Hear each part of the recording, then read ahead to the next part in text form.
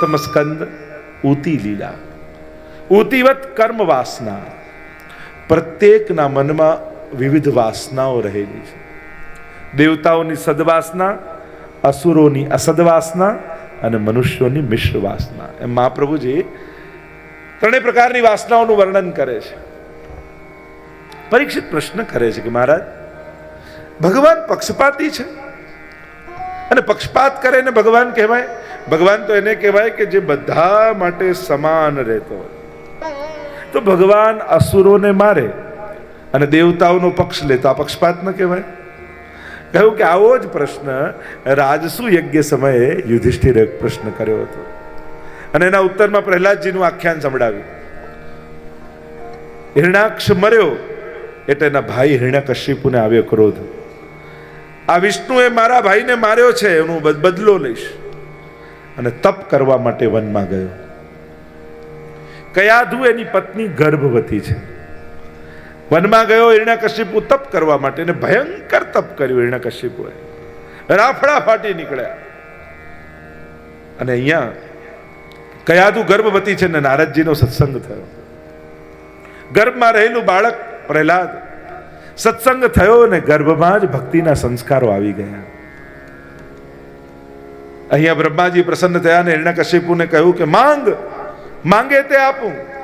કહ્યું દિવસે ન મરું, રાત્રે ન મરું, ઘરમાં ન મરું, ઘરની બહાર ન મરું, મનુષ્યથી ન મરું ને પશુથી ન મરું, 12 મહિનામાં ન મરું, દિવસે ન મરું ને રાત્રે ન મરું, અસ્ત્રથી ન મરું ને શસ્ત્રથી ન મરું. બ્રહ્માજીએ કહ્યું તથાસ્તુ. અને હવે તો હિરણ્યકશિપુને થયું કે હું અજન અમર થઈ ગયો, હવે મને કોઈ મારનારું નથી. ઢંઢેરો પીટાવી દીધો સમસ્ત નગરમાં કે હવે તો રાજા જ ભગવાન છે, ભક્તિ કરવી હોય તો મારી કરો, બીજો કોઈ ભગવાન નથી, રાજા જ ભગવાન છે, મને પૂજો. અને હવે કોઈ જો વિષ્ણુની ભક્તિ કરશે તો એને મૃત્યુદંડ મળશે.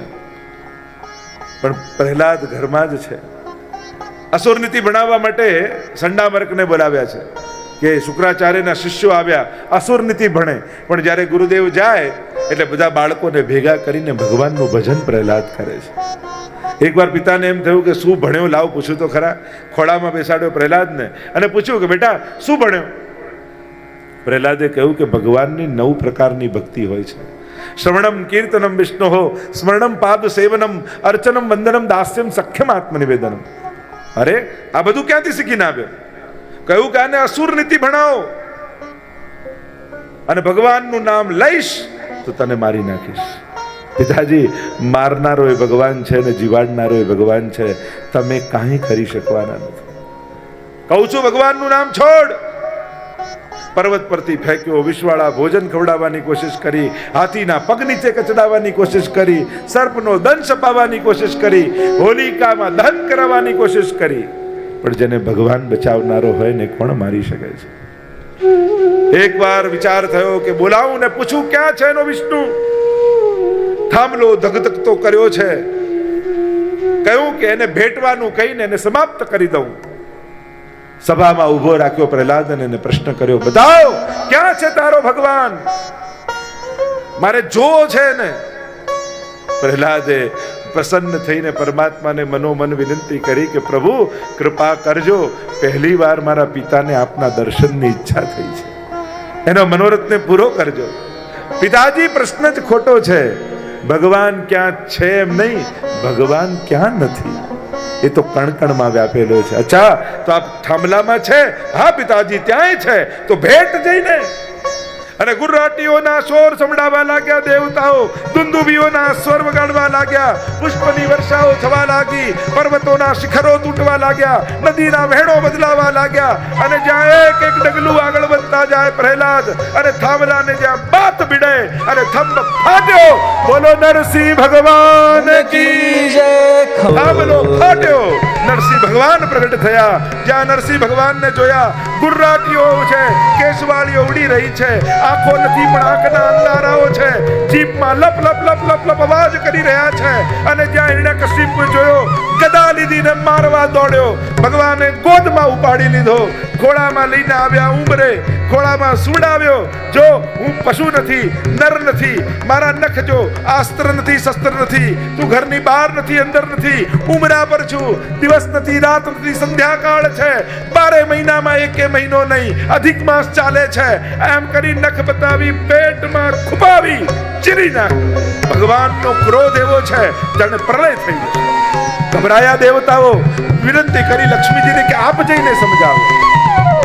લક્ષ્મીજી તો રૂપ જોઈને જ ભાગ્યા. કેમ કરીને શાંત કરવા? પ્રહલાદને વિનંતી કરી અને નાનકડો પ્રહલાદ નિર્ભય બની અને ભગવાનની સામે આવીને ઉભો, આંખોમાં આંસુઓને ભરી, બે હાથ જોડી ભાવસભર બનીને નરસિંહ ભગવાનની સામે નિર્ભય બનીને ઉભો. અને પ્રભુને એટલો વહાલ આવ્યો કે ભાગવત એમ લખે છે કે એને ગોદમાં બેસાડ્યો ભગવાન, અને ગાય વાછરડાને જીભથી ચાટે એમ પરમાત્મા પ્રહલાદને ચાટવા લાગ્યા.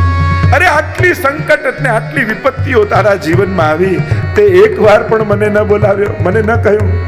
સવઈ વણી કહ પ્રભુ, ભક્તિ કરીને માંગે એ તો વેપારી કહેવાય, ભક્ત ન કહેવાય.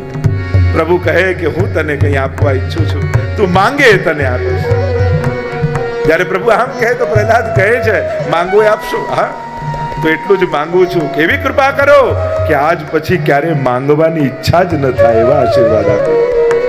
આ પ્રભુ કહે પણ મારી ઈચ્છા છે કે હું તને કંઈને આપું, મારી ખુશી માટે, મારા આનંદ માટે હું તને કંઈક આપવા ઈચ્છું છું.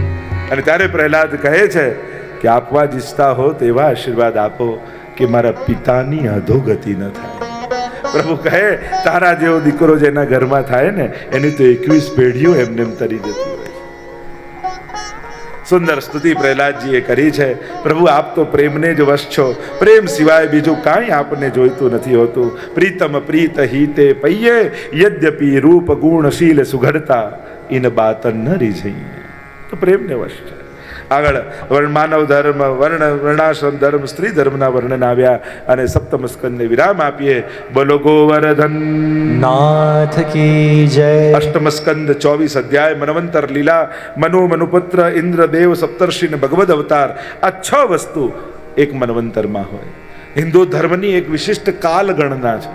જેમ સેકન્ડ, મિનિટ, કલાક હોય એમ વર્ષ, એમ આખું હિન્દુ ધર્મમાં પણ એક નિમિષ, આંખના પલકારાથી લઈને છેક કલ્પ સુધીની સુંદર કાલ ગણનાનું વર્ણન કરવામાં આવે છે. ગજેન્દ્ર મોક્ષની કથા આવી.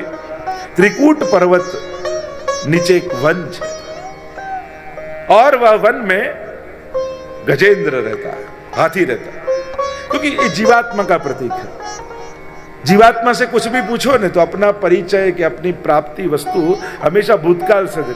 कोई पूछे कि पत्नी थी, कि हाँ थी, कोठी थी, हाँ थी, गाड़ी थी, हाँ थी. जो हर एक में हाथी हाथी करे इसलिए उसको हाथी बनाया. ये जीवात्मा थी. मगर कारण के मृत्यु तो निश्चित है, इसीलिए मृत्यु को मगर बनाए, ग्राह बनाए. गजग्राह की कथा है ना. મોટો પરિવાર, મોટો કુટુંબ, બધું જ સુખ ચાલતું હોય ને ત્યારે માણસને ખ્યાલ ના આવે કે ક્યારેક આ છોડીને જવું પડશે. અને બહુ સુખ જેને જોયું હોય ને છોડવું બહુ અઘરું લાગે.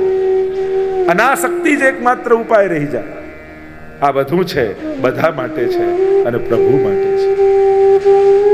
પણ સંસારના સરોવરમાં સ્નાન કરે છે, રમે છે, અને મગરે પગ પકડ્યો ને ખેંચવા લાગ્યો. ડૂબવા લાગ્યો હાથી. સ્વજનો ભાગ્યા. કારણ કે ચાહનારની ચિતા પર કોઈ ચડતું નથી. ચડવું તો એક તરફ એની રાખને કોઈ અડતું નથી. લોકો સ્મશાન સુધી આવે પણ ચિતામાં કોણ ચડવા તૈયાર થાય? બધા જ ભાગ્યા છે. ડૂબવા લાગ્યો હાથી અને ડૂબતા ડૂબતા છેલ્લે પરમાત્મા યાદ આવ્યા. ભગવાન કેવા કૃપાળુ છે. આપણા જીવનની છેલ્લી શ્વાસ સુધી ભગવાન આપણને મોકો આપે છે આ સંસારમાંથી તરી જવા માટે. આપણે તો ભગવાનને કહી દઈએ આ છેલ્લી વાર તમારી પાસે આવે, જો હવે નહીં આવું, જાણે કોઈ ઉપકાર ન કરતો એની પાસે જઈને. પ્રભુ છેલ્લી ઘડી સુધી મોકા આપે.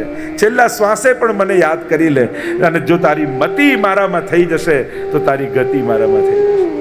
અને ડૂબતા ડૂબતા ગજેન્દ્ર વિચાર કરે છે, પ્રભુ આ તો બધું જ બ્રહ્માજીનું બનાવેલી સૃષ્ટિ છે, આપ એનાથી રાજી કેમ થશો?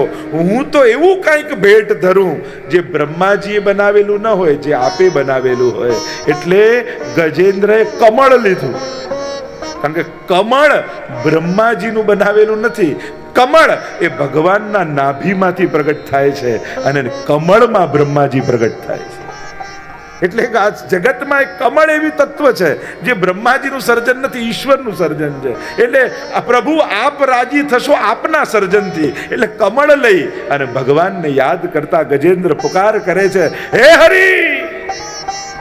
અને હા બોલે ત્યાં તો ગરુડ પર સવાર થયા, રી બોલ્યા ત્યાં તો સુદર્શન છોડી ગ્રહનો ઉદ્ધાર કર્યો. અહીંયા આશ્ચર્ય થયું, બોલાવ્યા હાથીએ અને કૃપા કરી મગર ઉપર. આવું કેમ? જે બોલાવે એનો ઉદ્ધાર કરવો જોઈએ. તો વિચાર થયો કે જ્યારે હાથીએ હરિનું નામ લીધું ને, ત્યારે આ મગરને થયું કે આ હાથી ભગવાનનો દાસ લાગે છે, અને ભગવાનના દાસના જો ચરણ પકડી લઈશ તો હું તરી જઈશ. અને આમ વિચાર કરીને મગરે જોરથી પગ પકડી લીધો. અને ભગવાન આવ્યા અને વિચાર કરે, મને બોલાવનારો હાથી મારો દાસ, પણ એના ચરણ પકડનારો એ તો દાસાનું દાસ. એટલે પહેલી કૃપા તો દાસાનું દાસ પર કરવી જોઈએ. એટલે પહેલા ગ્રહનો ઉદ્ધાર કર્યો. સુંદર સ્તુતિ ગજેન્દ્રએ કરી છે. પ્રભુ આપ તો અકારણના પણ કારણ છો, પ્રત્યેકના કારણ આપ છો.